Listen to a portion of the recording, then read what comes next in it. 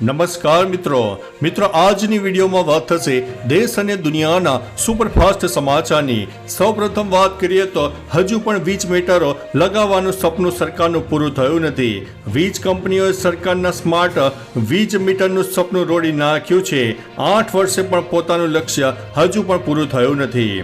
મિત્રો અન્ય મહત્વના સમાચારની વાત કરીએ તો વડોદરામાં જોરદાર ઘટના બની છે। વડોદરાના કારેલી બાગમાં સ્કૂટરની ડિક્કીમાંથી રોકડ અને દસ્તાવેજો ભરેલો પર્સની ચોરી કરવામાં આવી છે। વાત છે વડોદરાના કારેલી બાગ વિસ્તારની। ત્યારે મિત્રો આગળ વાત થશે વડોદરા શહેરના માર્ગો ઉપર ફિટનેસ સર્ટિફિકેટ વગર દોડતી રિક્ષાઓ જોવા મળી છે। 52,189 માંથી માત્ર 3,864 રિક્ષાઓનું જ ફિટનેસ સર્ટિફિકેટ જોવા મળ્યું છે। મિત્રો અન્ય મહત્વના સમાચારની વાત કરીએ તો પર્યાવરણ અને ભાઈચારાનો સંદેશા સાથે જામનગરના પીઆઈની અજમેર સુધીની સાયકલ યાત્રા જોવા મળી છે।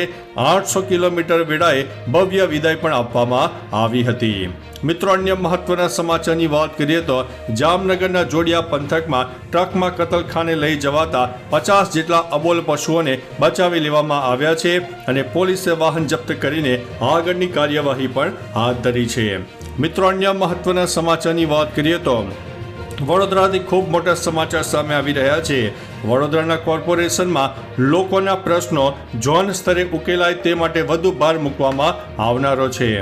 મિત્રો અન્ય મહત્વના સમાચારની વાત કરીએ તો ગુજરાતમાં આપ અને કોંગ્રેસ વચ્ચે ગઠબંધન નહીં, વિસાવદર અને કડીની પેટા ચૂંટણીમાં ત્રિપાખીયો જંગ જામવાનો છે। મિત્રો અન્ય મહત્વના સમાચારની વાત કરીએ તો દાગીના ચમકાવી આપવાના નામે સોનું ગાડી લેતો ઠગ વડોદરામાંથી પકડાઈ ગયો છે। ભાગે આવેલા 80,000 રૂપિયા પણ કબજે કર્યા છે। વાત છે વડોદરાના મકરપુરા વિસ્તારની। મિત્રો અન્ય મહત્વના સમાચારની વાત કરીએ તો ઉત્તર વાહિની નર્મદા પરિક્રમા દરમિયાન મગરો દેખાઈ રહ્યા છે। તંત્રની ચેતવણી છતાં લોકો ઉઠાવે છે નદીમાં સ્નાનનું જોખમ। એટલે હવે તમે પણ નર્મદા પરિક્રમા જતા હોય તો થોડા સાવધાન રહેજો, સતર્ક રહેજો। મિત્રો અન્ય મહત્વના સમાચારની વાત કરીએ તો અંબાજીથી આબુ જતો 32 કિલોમીટરનો રોડ બંધ કરવામાં આવ્યો છે। સિયાવા મેળાને કારણે આપવામાં આવ્યું છે ડાયવર્ઝન।